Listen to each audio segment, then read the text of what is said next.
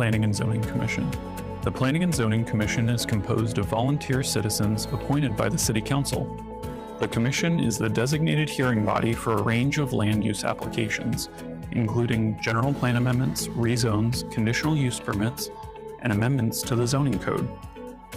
Upon recommendation by the Commission, general plan amendments, rezones, and zoning code amendments proceed forward to the Peoria City Council for final action. For conditional use permits, the Commission will make a final decision subject to appeal. All hearings are conducted in accordance with the rules for procedure requirements to allow an impartial and efficient hearing, and all Commission meetings are open to the public under the Arizona Open Meeting Law. Each case will be called in the order in which it appears on the agenda unless otherwise announced during the meeting. Once called, City staff will give a presentation of the case, followed by a presentation from the applicant if they so desire. After the applicant's presentation, members of the public who have submitted a speaker's request form will be called to speak by the Commission Chair. The applicant may be called to provide additional information, clarification, or a rebuttal. The Commission will discuss the case, may ask additional questions, and take action.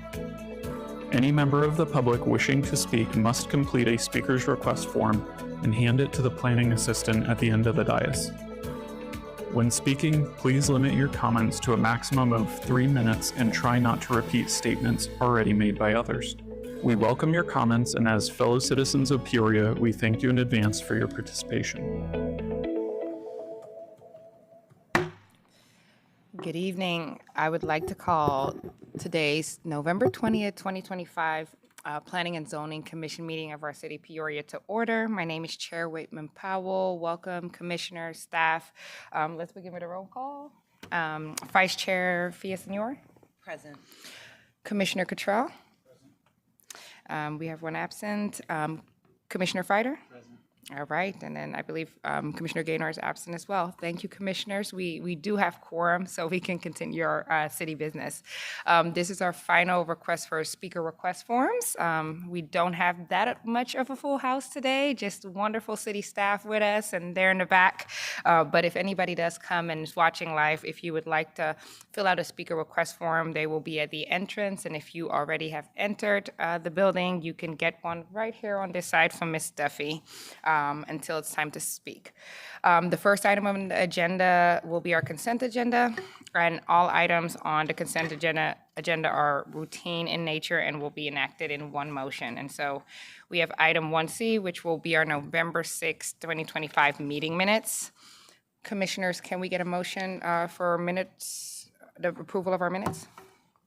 I'll make a motion to approve 1C, minutes from November 6th. Properly moved by Vice Chair Villasenor. Second. Okay, moved and seconded by Commissioner Cottrell. Thank you. Can we please have a vote?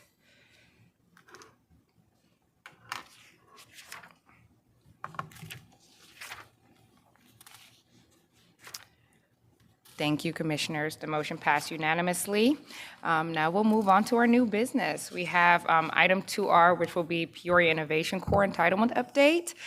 We have staff presenting. We have Planning Director Hawkes. He'll be presenting, so I'll hand it over to you. Thank you. Well, good evening, Madam Chair, members of the commission. Hope you're all doing well tonight. You can see our planning staff behind us. So at the end of the proceedings, we would like to provide some goodies for you and wish you a Thanksgiving, or a thanks on the eve of Thanksgiving. So, but first, you got to listen to me talk about the Peoria Innovation Core. But we've got a very exciting project.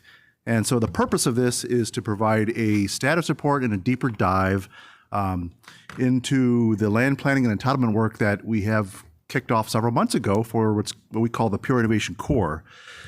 As you may know, over the last few years, we've built a partnership with the State Land Department. This partnership has yielded results. You may recall last year we were successful in the annexation and entitlement of the North Peoria Gateway, located along the Loop 303 corridor. Later that year, we'll talk a little bit about it tonight, we inked a landmark intergovernmental agreement with the State Land Department that not only provided for a reimbursement strategy for the PIC or Peoria Innovation Core, but also allowed the city to lead the land planning efforts for this area. So we've been hard at this effort for the last 6 months. So what we'll do in this session is I'll talk a little bit about the partnership we have with State Land Department. We'll talk about the key attributes and land use determinants that drive the land planning for the PIC. We'll talk about the land planning at a high level on the 3 core areas that we're looking at, and then how the community can stay informed and next steps in the process. So let's fold into this. So at the end of the day, we have to ask, why are we doing this? So that this project, this is an important step in advancing council goals for new economic growth in the city. So we have to grow the economy, we have to drive new jobs and ultimately increase sales tax revenue so that we continue to offer the highest level of service that the community has come to expect. And we have to do it in a manner that provides for a fiscally balanced land plan, but also in a manner that protects all of those critical resources that provide North Peoria with its character and its value.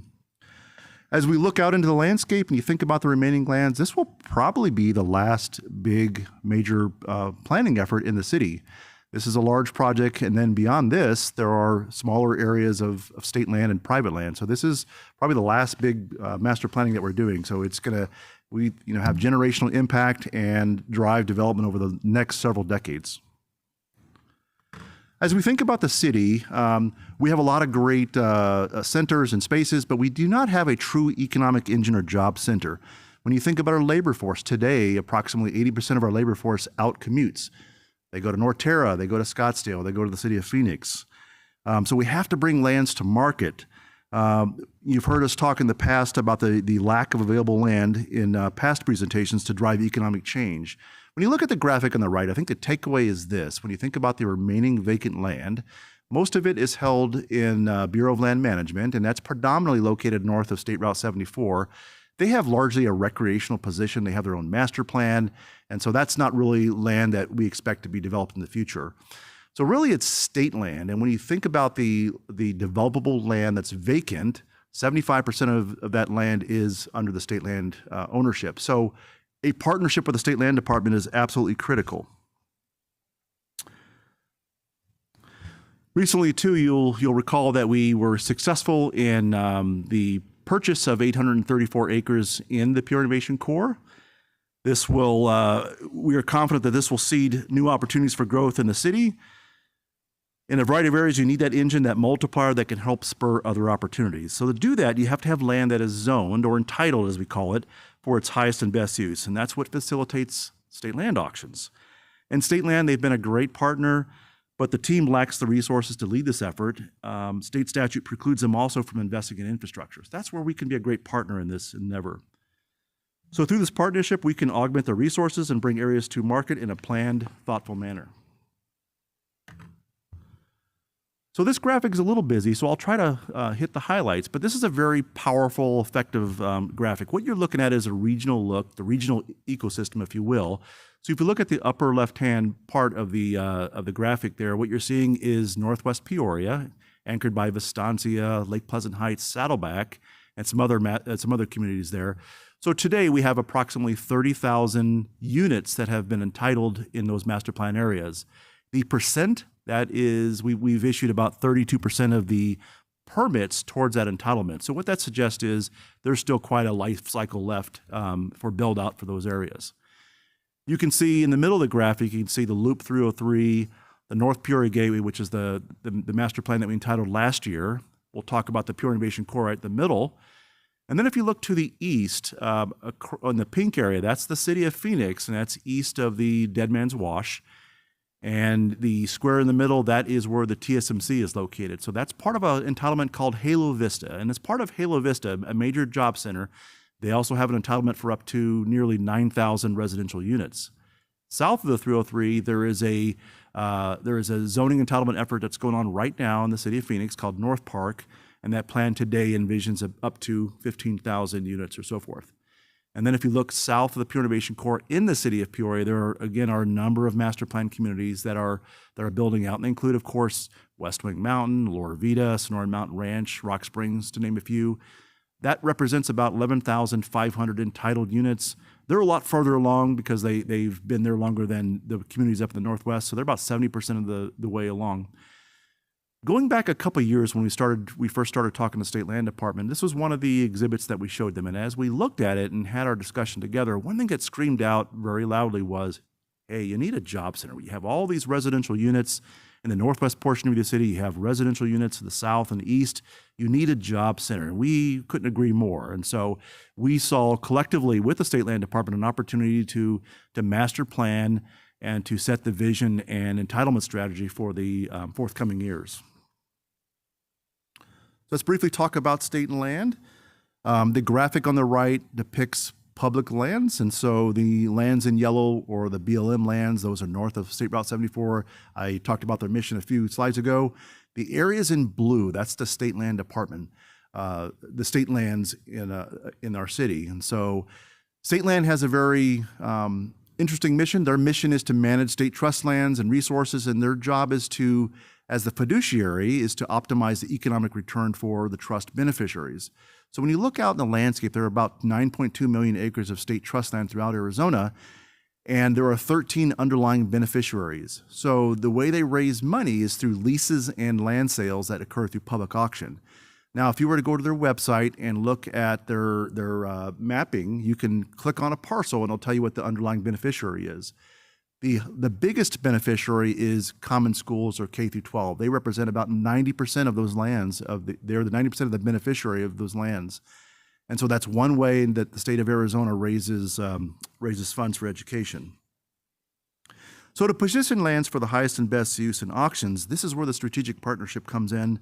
They allow for mutual interest to align. So as I mentioned last year, there were a number of things that happened. One, we adopted a new state land special land use category as part of our major general plan update. We applied that to the North Peoria Gateway. We also applied that to the Peoria Innovation Core. And what that does, that signals that these are special areas that will, with a commitment for a master planned effort. So that's what we're doing now for the Peoria Innovation Core. And as I mentioned last year, we adopted an entitlement for the North Peoria Gateway. So talking about our intergovernmental agreement with the State Land Department that was approved by Council last December. With the adoption of that agreement, this cemented and magnified the opportunities in an area called the Peoria Innovation Core. So this IGA that we approved last year, this specifically applied to this area that we'll talk about. And there are really two purposes for that. The first purpose was we developed a program for the phased design, construction, and reimbursement of public infrastructure in this area.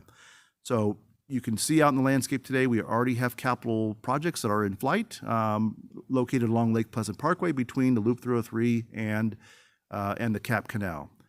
The second objective of that IGA was it provided the city with the opportunity to lead the land planning efforts in consultation with the State Land Department. So similar effort to the North Peoria Gateway. The difference is in that effort, the State Land Department led and we were a partner. Here, we're leading in consultation with them.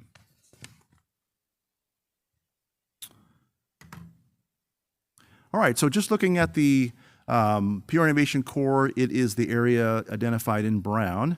So it's roughly 7,280 acres or 11.3 square miles. So just to give you a relative size of that, that's roughly a little bit bigger than Vistancia. Vistancia is about 7,000 acres, just to give you a rough order of magnitude. Now, all of this land is state land, and it's located east of the Agua Fria River. It's all within the city of Peoria. So the southern limits is roughly the Lone Mountain Road alignment. It butts the communities of Pleasant Valley and West Wing Mountain.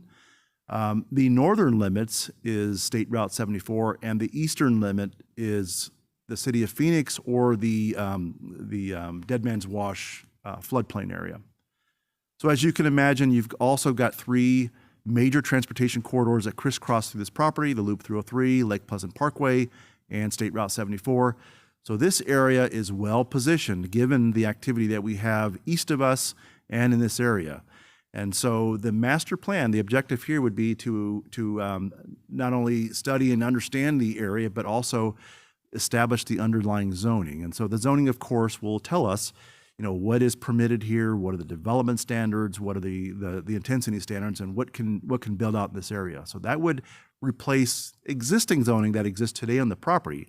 If you were to look out throughout the PIC today, the vast majority of it is zoned general agricultural, and there is an area that's zoned planned area development. What this would do, again, would replace those existing zoning cases, those existing entitlements with a brand new entitlement called a planned community district for the PIC.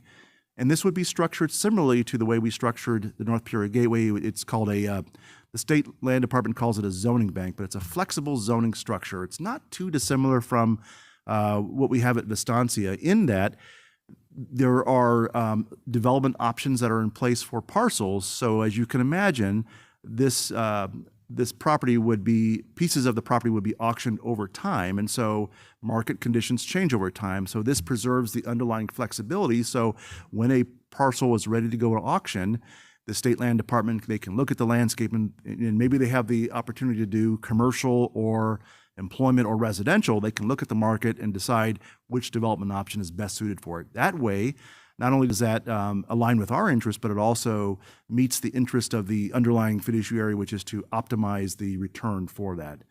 This whole effort is of extraordinary importance for the city because it creates a cohesive vision and strategy for North Peoria. So rather than seeing separate zoning cases that might come in that may not have a relationship with one another, it provides them under one singular entitlement. And so it avoids that piecemeal focus rather. And then most importantly, it unlocks land that we don't currently have entitled and ready for future development, and it unlocks it for future development. So starting back earlier part of the year, the first thing was to build a team. And so we had a competitive bid process. We selected the Kimley Horn team, and they started their work in March earlier this year. And so what we've been doing for the last 6 or 7 months really is a lot of data collection and analysis. We're looking at what are all the constraints and opportunities of the property, how will this inform the zoning? And so that's kind of where we are now. And so right now we are in the process of preparing the entitlement documents, and we are preparing the technical reports. So the Kimley Horn team also will augment our efforts in the entitlement process as we take it forward. And as I mentioned earlier, the city is in the lead position in consultation with the state land department. So as we approach the land planning stage, the first thing you have to do is you have to take stock of the physical and technical characteristics that drive and inform land use. So I understand, and you look at the graphic, there's a lot of things on there. It's got a lot of noise, and that's actually part of the point because there are a lot of things going on in this area. There are a lot of what we'll call planning determinants. We have the Agua Fria River on the western side, the New River corridor on the eastern side. You have female wash corridors and drainage areas to contend with throughout the property. You have 2 canals, Cap Canal, Waddell Canal, and you've got a variety of utility corridors, power lines, substations, high pressure gas line corridors. And you got critical areas. You have natural open space, some areas with cultural significance, slope conditions, and of course the regional roadways. All this to say is that not only are there things you have to contend with that inform land use, but also areas that create opportunities for the city in terms of separating land use types or providing cross-connectivity throughout the area. So as we look at the overall landscape, just to note, again, we're talking about 7,200 acres. About 1/3 of the PIC is not developable. So it's held within these river corridors. They may be floodplains, they may be other types of non-developable areas. And so as we look forward at the land plan, again, the purpose, of course, is to have a balanced land plan, but also to balance that with resource protection. And in thinking about that, we already have a lot of really good ordinances on the books that would apply to this entitlement. And that includes, of course, our desert lands ordinance, our hillside ordinance that protects steep slope areas, and also floodplain management strategies. So as we got into the planning, we broke up the PIC into 3 core areas, as we called them. So starting at the bottom in green, we call it Core 1. That's about 1,900 acres, and that is the area located south of Loop 303. Core 2, the area that the city was successful in purchasing, was 845 acres. That's the area in yellow. And then north of the Cap Canal, about 4,500 acres. That's what we call Core 3. So what I'll show you in a minute is what we're calling bubble plans, but these are high-level land plans that identify different land use types that would be available for these different parcels. And they're all based on our general plan categories. And so the purpose of these bubble plans is to inform the technical reports that are now under development. We're developing a traffic impact study. We're developing water wastewater reports.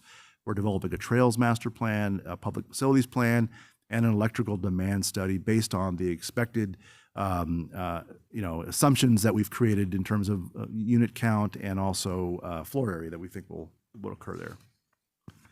And as I mentioned, the bubble plans will also form the basis for the zoning regulations that we'll create as part of the PCD document. So what we'll do first, what you're looking at here is the overall land plan. Don't worry, I'll kind of talk about each of the 3 core areas in a little more detail here. But you can see all the color. We'll talk about what those color assignments mean. But starting at the bottom of Core 1, this is south of Loop 303 again. And so as we look at this area, we note that there are some constraints with sensitive areas here. We do have some areas with slopes. And in some areas, as I'll point out, there are some access considerations that do limit what we can do in terms of land use. Also to note, the area that's been identified in blue, a national home builder has made application with the State Land Department for the southern 810 acres. And so as we look at the area too, I mentioned earlier that it does abut Pleasant Valley and West Wing Mountain communities. And so that creates conversations about what are compatible edge conditions with those communities and how can we align this land use strategy to be compatible. And then also, as we're looking at the residential product type, how do you transition it? Because the further north you go, as we'll talk, you'll see that the land use strategy along Loop 203 is to preserve employment and commercial opportunities. So we want to make sure those land use types are compatible, because one of the most important things of this whole strategy is to protect the viability and the vitality of Loop 303 as an economic development corridor.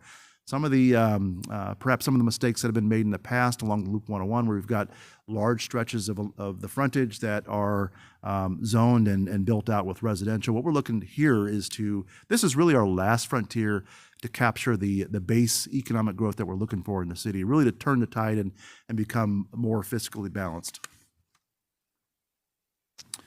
So going further, I'll probably provide a lot more focus on Core 1 because that's where you have adjacent development that's in the area.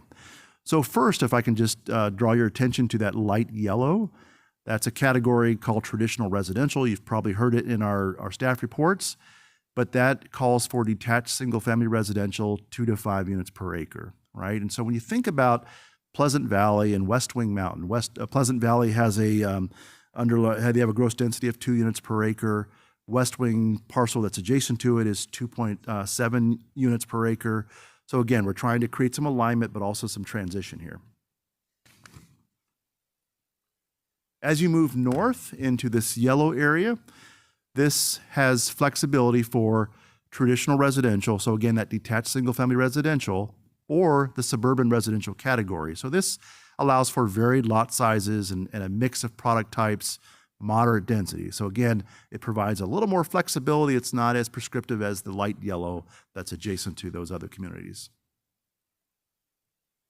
This area on the far left corner, kind of a peculiar area, but it is heavily constrained in that there are some wash conditions and sensitive areas that we want to be mindful of. And so that has a very flexible land use of suburban residential or urban residential. And the reason for that is based on the yield of developable area, there are opportunities to require clustering so that all of those determinants I talked about are properly contended with. And then in the area in brown, this is north of Dixie-Letta alignment, and this is where you're getting closer to the employment and job center that's in the purple. And so this is an area that we think is appropriate for all residential product types and densities and potentially commercial if the market demands it in certain areas here. But it's largely a residential play, but it does provide flexibility in the types of product that we would allow. And in the remaining land, along the Loop 303 corridor, as I mentioned, of course, the main component is preserve employment and commercial along Loop 303. So the areas in purple that you see there, they would not permit any residential, so it'd only be employment and commercial. Now, when you get west of 96th Avenue, it gets a little interesting. So 96th Avenue is the arterial on the western third, if you will, of it. The area in purple there, and then is that aqua? Yeah, it's aqua green over there. Sorry, I couldn't quite see that. That has a lot of floodplain issues to contend with and some access considerations too. So we think that's an appropriate area for perhaps more employment commercial, possibly some cluster residential around there.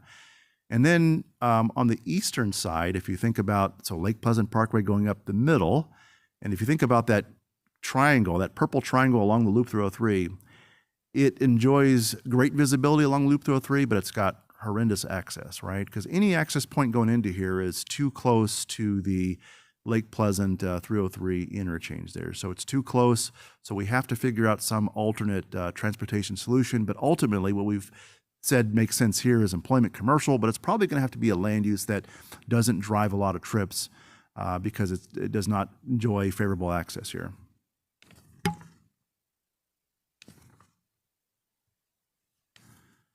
All right, now we're going to move into Core 2. So the city, we were successful back in August of winning a state land auction for this core. So we currently hold a certificate of purchase for 834 acres. So in this area, Amcor, they will anchor an employment core below the bluff. And so if you think about this area off of Lake Pleasant Parkway, it's flat, but then there's a 90-foot drop. And so there's a bluff really right in the middle there. So as you get below the bluff, that's where you get into that purple area. And that's where we have not only a residential restriction, but we think that area is very primed for employment and industrial growth there. Areas along the Lake Pleasant Parkway that are above the bluff, we think it has some utility for commercial. And then the area C in blue over there, we think that's a fantastic opportunity for a mixed use, a regional mixed use opportunity there. And then the area that you see in yellow, that's an area that's also a little peculiar in that it is on the west side of the Agua Fria River. So it enjoys poor access. In fact, the only way to access that area is from the areas to the west, which you have some large lots. And you have to go under the Loop 303 from Bard Ranch. So it does not have great access. So therefore, we think it's probably a better position for residential development, and just because of its lack of access there. As we go north of the Cap Canal, the crystal ball becomes a little less clear, but again, this is a large area, again, about 4,500 acres in size, and so there are a lot of determinants that will inform land use types. So again, this is where you have the Cap Canal on the southern boundary. You have the Waddell Canal going from the southern portion to the northern portion. We have overhead power lines that crisscross the property. There's the Morgan substation on the northwest corner of this area that bifurcates that area. And so there are a lot of things that would drive land use. So if you look at the purple, they're just north of the Cap. This is a area of flat land. However, it also is burdened by the Dove Valley 320 kV power lines. So we think it might be a good opportunity for additional employment play in this area, possibly industrial as well. As you jump north of that, that's where you're contending with not only the Morgan substation power lines, but also the Waddell Canal. And with that purple, we think that's probably appropriate for some more employment, industrial focus around those areas. As you go east, I think that's where the land use transition occurs. If you look at that aquamarine color in the middle, roughly where State Route 74 and Lake Pleasant Parkway, that's used to be the former location of the Turf Glider School. We think that's an awesome opportunity for a planned community. Here you go. You got right here. You've got the gateway to Lake Pleasant, and also we want to be mindful. We don't want to cannibalize from what we think will be all the energy and attention will be really along Lake Pleasant and Loop 303. So we don't want to cannibalize those areas. We want to provide a great opportunity for proximity to the Lake Pleasant area. It's a great master plan opportunity, about 525 acres. And then if you think about the southern quarter and east of Lake Pleasant Parkway, you are contending with not only power lines, but also some wash conditions and a potential freeway connection in the future, a connection that we show that's not funded, but it is shown on the general plan. It is also desired by state land to be shown on the planning documents as well. And so what we see is a mix of commercial and residential opportunities. And so again, it could be a number of land uses that actually come to fruition when it's ready to be positioned for auction. All right, so we are at the point of the project now where we are now getting into developing the land use regulations. We have not formally activated this case as an official case, but we are standing up a project website. In fact, we expect that website to be available prior to Thanksgiving next week. And so it's a website that's going to be hosted by our consultant. We're going to link it from several points from the city website. This is where we'll post all the project materials. So all the presentations, all the project materials that we'll develop will be posted on this website. We'll also have a hotline you can call if you have any questions about it. There's a contact form if you want to offer comments or have questions, because one of the things that we're going to do is keep a running list of frequently asked questions. We'll build that list as the project continues. And the other thing that's will be posted very soon before Thanksgiving is we have a virtual information session that we're putting out there. And so essentially this is a recorded webinar that we are putting out information about basically the what and whys. Why are we doing this? Why is it important? What does it mean to master plan, and what is an entitlement? We're putting all that information out there. And so we think this is a great way to put information out there because it provides convenience for our for constituents. They can access it at their convenience, if they want to look, watch it in small bites or watch it all at once, but it does provide the opportunity to do that. So again, those two elements are going to be available before next week. What do next steps look like? So here we are tonight on the 20th, having a study session. Again, the project website and the information session next week. We're looking to file the official PCD application in December. We're looking to hold our in-person community meeting in mid-January. We haven't determined the place or date yet. We're going to nail that down pretty soon. And then we've already got public hearings identified. So we're looking to do a study session with the commission on the 19th of February. We're going to ask for a recommendation on March 5th. And then we're looking to go to the city council on March 17th for discussion and action. So Madam Chair, members of the commission, that's all I have tonight. Be happy to answer any questions. Thank you so much, Planning Director Hawkins. That was a great presentation, and I'm very excited about this because this is very important for our city.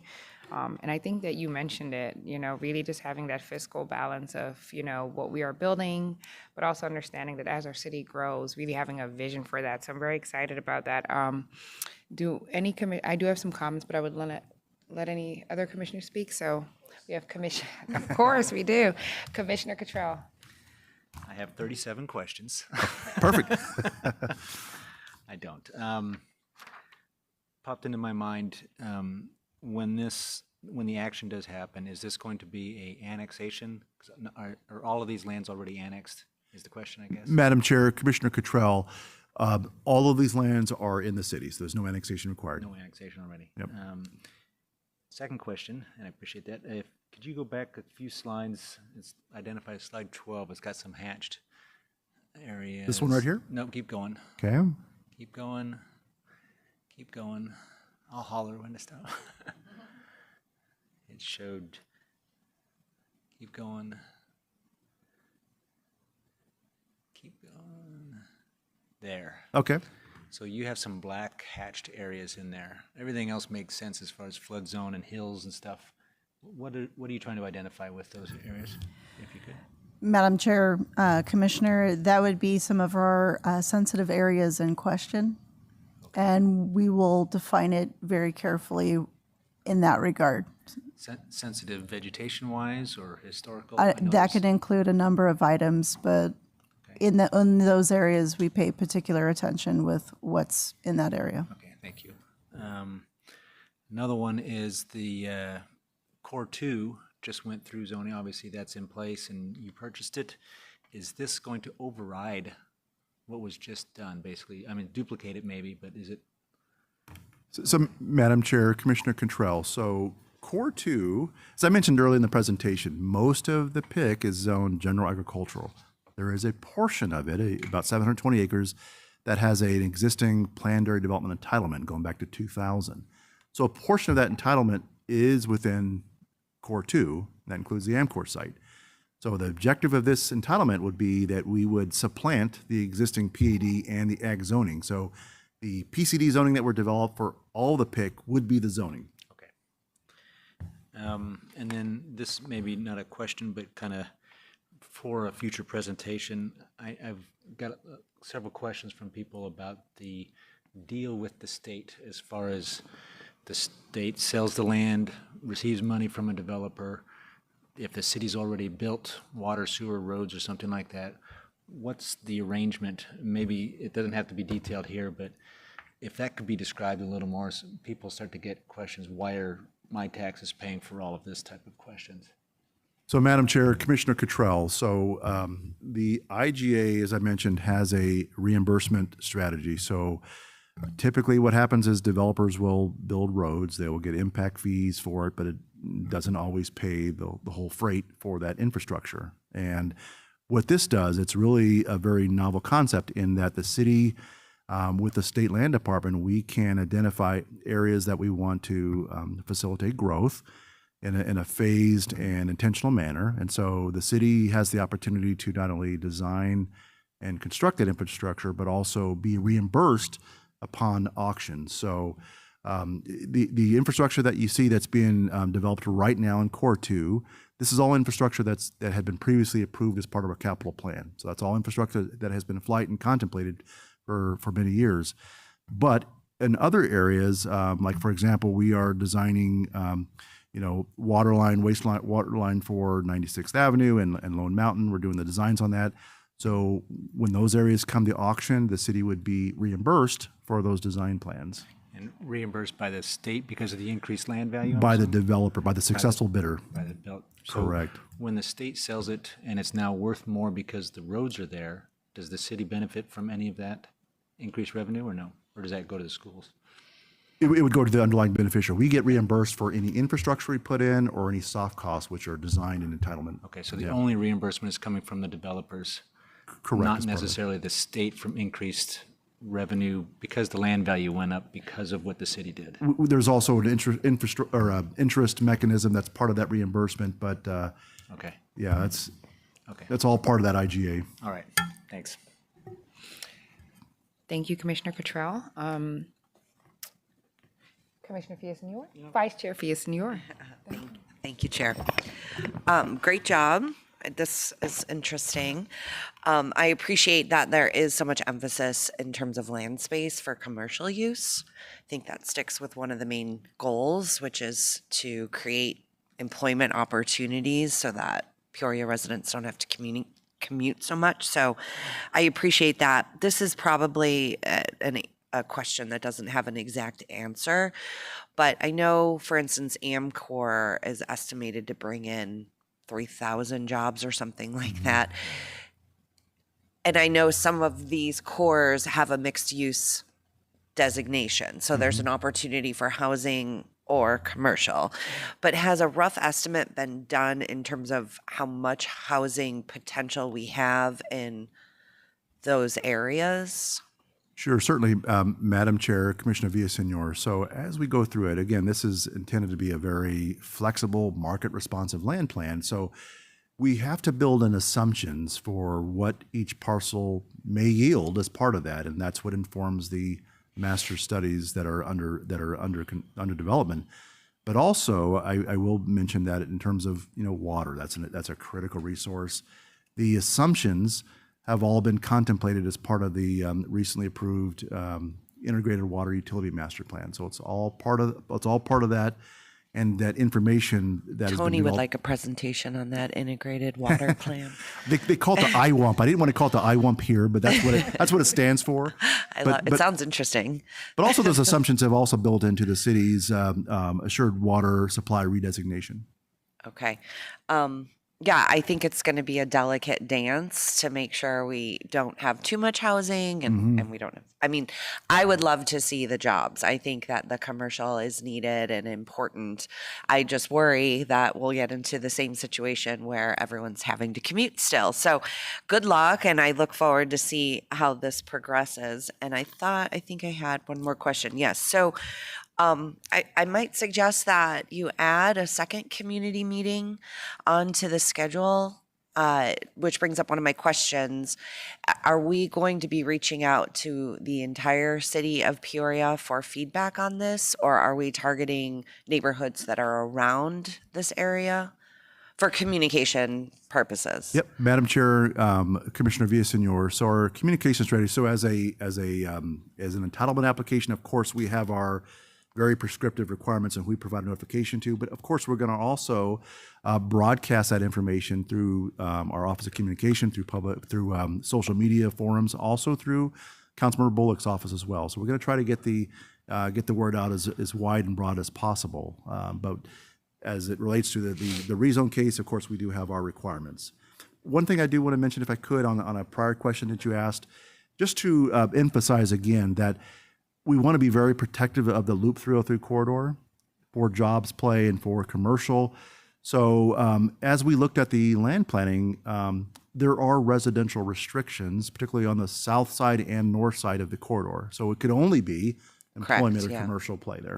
No, I think you have done an excellent job on what we're seeing today. I'm pleased with how it is spread out and the flexibility that you're offering. So to go back though to the marketing and the communications of the information, again, I would strongly encourage you to consider 2 community meetings, maybe one in the north, one in the south. Something just, for those that perhaps can't travel that far, Sure. because we are a very long city. But great job. I look forward to future discussions. And Madam Chair and Commissioner Villasenor, so as part of this outreach, it is our intention that this information session that we're putting out there, we wanted to be able to put first out all the information so that people have access to the land planning, what informs the land planning, why are we doing this, why it's important. So this is the first foray into our strategy. Thank you so much. And, Vice Chair Villasenor, really mentioned some great things, because I think that's what I was leading to, the community engagement. And so I think this is wonderful. As I was looking at the presentation, I was just so impressed, because this is definitely planning department and really having suggested designations for what this could look like. But because this is going to be such a huge driver of our economic development, this is a suggestion, don't have to take this, but as you all know, I'm a huge advocate of us continuing education, being commissioners here. And I did a travel to the city of Eloy. They actually, with the American Planning Association, had something called Eloy Talks. And it was because they were doing a big thing within the general plan, something big was happening. And in that, they had great community engagement. Actually, the mayor was there, was awesome, took a picture with him. And what they did was they had about 50 to 75 people there. And I think one person that used to work for our city as well was there, works for the city of Eloy now. And they had tables of 10, and they just let residents just kind of draw of what that would look like, jobs, resources, what they would like to see. What I noticed about this collaborative effort was that people felt very included, and it kind of made it easier for within planning to imagine what that could look like. It was very collaborative, and so I would definitely be an advocate for 2 community meetings. I really love the virtual information session that is suggested. I don't know if I've seen us, we probably have done it before, but I think this is going to be great, because those who do not have, can't get here, transportation issues, or it's ADA accessible. Like if I'm at home, I can see what's going on, and I really want to commend you all on that. But to Vice Chair Villasenor, her point, I'm thinking about just having more engagement for sure, because this is going to be such a huge economic driver of our city. What I hate to happen is, there is a vision, and then when it gets to us having to execute this plan so that we can grow our city in a smart way, having a lot of pushback of also the commercial development that we have to see to make this place an economic driver. Also, the density and the housing that we possibly are going to have to see. And so what I'm thinking, I would love to be there, but it was so much fun. I didn't even sit in the city of Eloy, but they had one person report. It actually was 2 hours together, and every table could get up and say, like, this is what we think should be there. And some of those plans actually became part of it, so that when this time comes, we can tell the city we had huge community engagement. Actually, this was built in a way that we were able to take suggestions, and I really like that. And so that's just a suggestion, doesn't have to be, because I see the plan and I see the vision that the planning department as well as the city's trying to execute. But I would like to see community and resident engagement, so that we don't have, when these projects come about, have a lot of opposition, because it was all inclusive and collaborative. And then one point of clarification that I did have is, you talked about alternative transportation solutions, possibly, because there was, and I don't know what slide there was, it was a point of clarification. You talked about there being some accessibility issues. Do you remember that? Madam Chair, Commissioners, I think what I was talking about was when we were looking at the land use determinants, so that busy graphic, Okay. noting that we had a lot of corridors out there that could be utilized for cross connectivity throughout whether it's through trails or whether it's biking or equestrian users, but it could be utilized in a variety of fashion.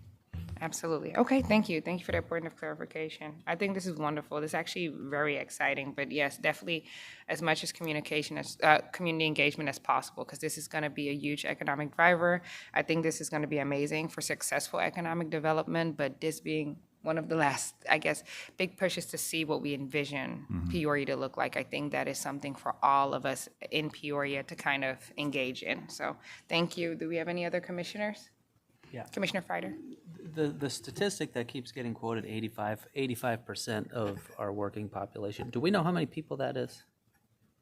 Do you have any idea, ballpark? Commissioner Fider, I'm not sure what that number is off the Okay, top of my well, head. On behalf of all of them, I am grateful that you guys have tuned out the noise, led on this absolutely impressive vision for North Peoria, because there are tens of thousands of us that leave this city every day for work. And if you've ever been on the 101 during rush hour, whether going to work in the morning or coming home, this is what we desperately need. And so I'm just thankful to the mayor and the council and staff for your leadership on this. This is big boy, big girl stuff right here, and this doesn't get pulled off in almost any other city in this valley. So on behalf of all of the 85% of us that leave town every day that love to live here, thank you. Madam Chair, Commissioner Fider, and a great point there, and I think we need to create a true job center because there's another aspect of it, and that is the multiplier effect, as they call it. So when you have a job center, it also attracts other services and other jobs and other opportunities, and so it provides the ability, as you mentioned, for people to live, work, and play in the community. And these additional jobs and density brings the desired retailers Correct. and restaurateurs that will not survive in a bedroom community. That's right. Thank you. Thank you so much for that, Commissioner Fider. We don't have to repeat that, but thank you. And we thank city staff. This is very exciting. Do we have any more comments, questions, commissioners? Okay, no. All right.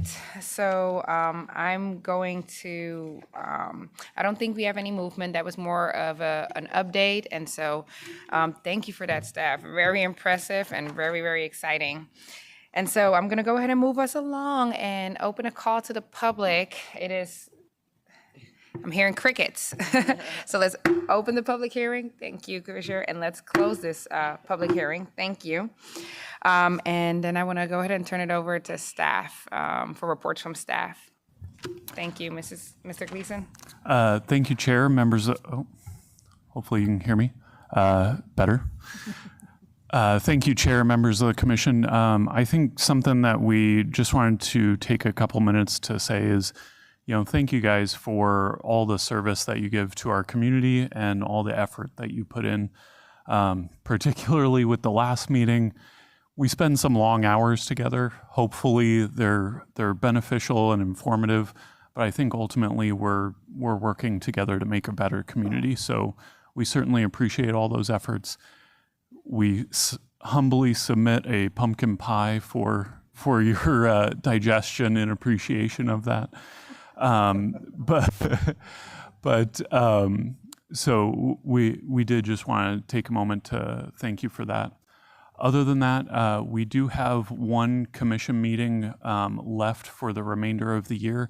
That'll be on December 11th. And we do have some large rezoning cases that'll be coming before you. Hopefully none of them in and of themselves will be 4 hours, but we expect that we will have members of the public in attendance and participating in the process during that meeting.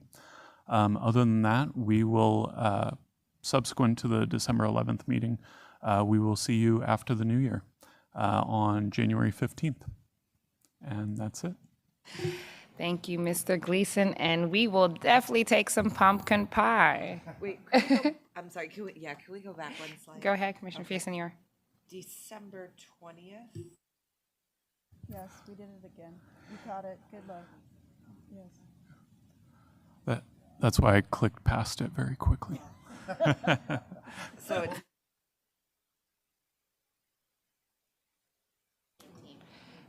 and that one's canceled. So the fourth is canceled also. Yeah. Yes.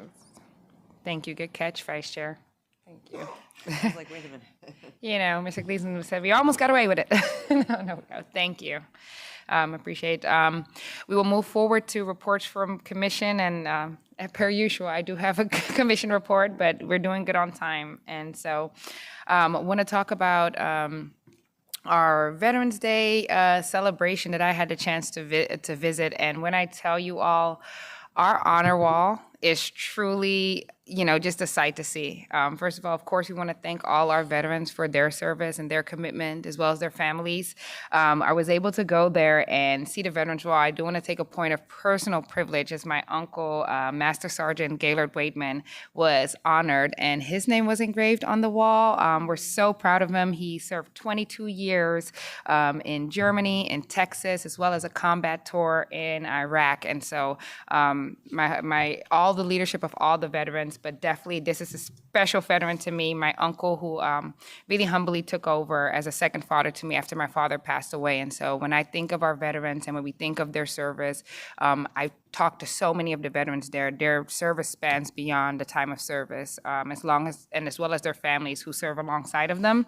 I just want to talk about how planning and goes into all of this. And so when we talk about city planning, I really think it's important that we talk about just preserving our history, preserving our roots.